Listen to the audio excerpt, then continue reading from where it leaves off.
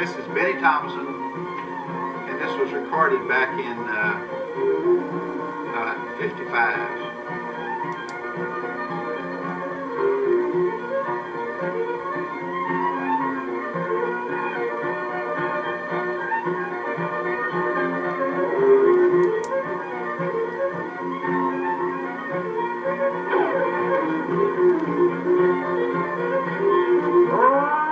That's my daddy hollering in the background. He couldn't stay quiet. But listen to the melodic sound of Benny's playing. It's so beautiful. Tone. Even though it's a fast tune, it just keeps getting that tone.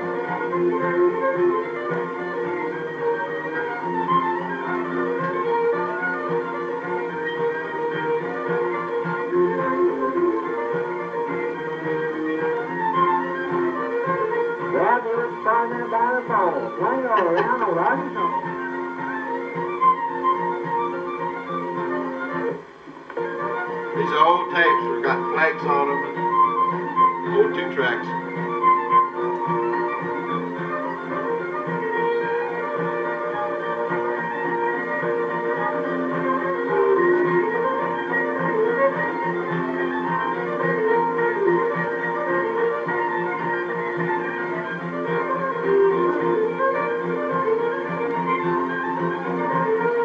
Now that, I'm going to run it on forward now to Bryant.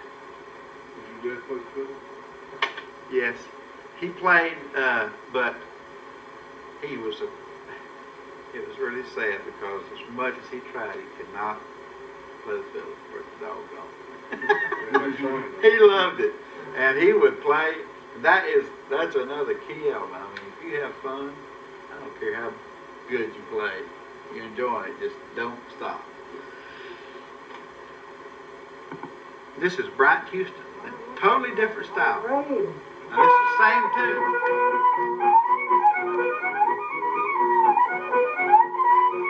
Bryant Houston.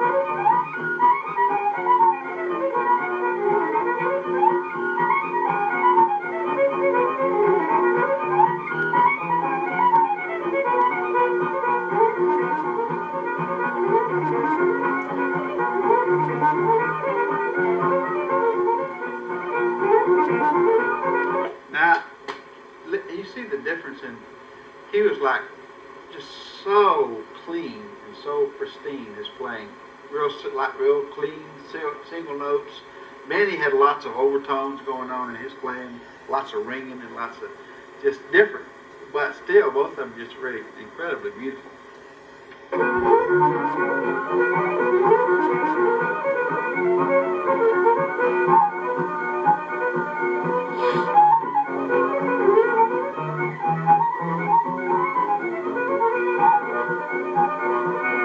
Now, Bryant started off as being trained classically, so you can kind of see the influence of the classical violin training he had.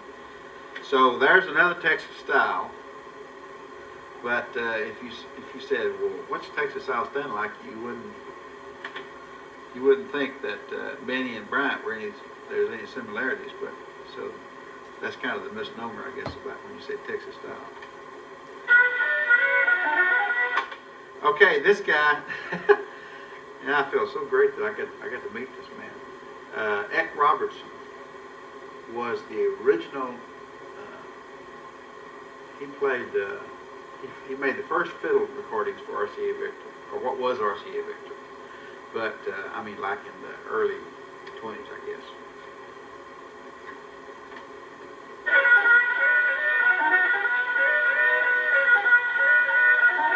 Sounded good. And listen how he's letting that A hum.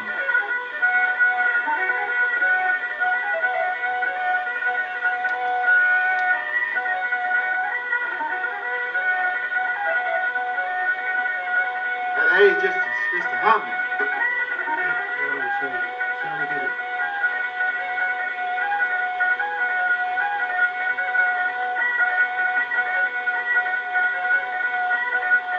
He's getting it.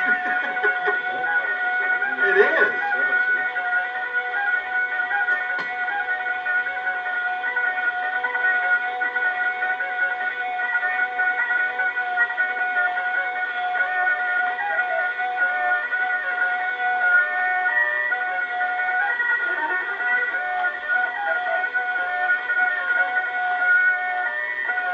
And a lot of the old players played without a I company. interrupt too much, but Yeah.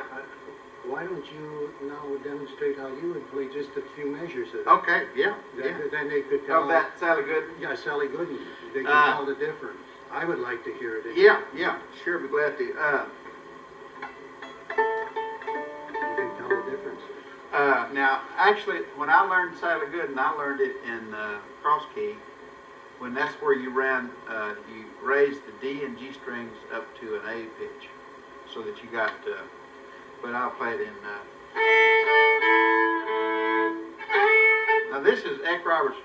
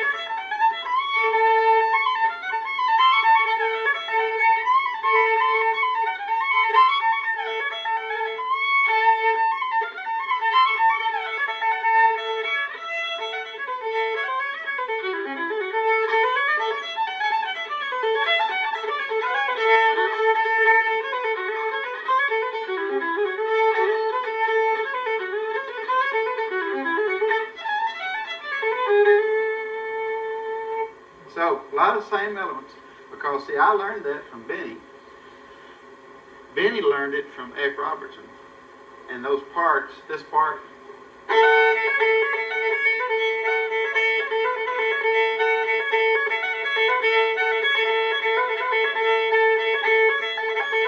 that's an Eck Robertson lick.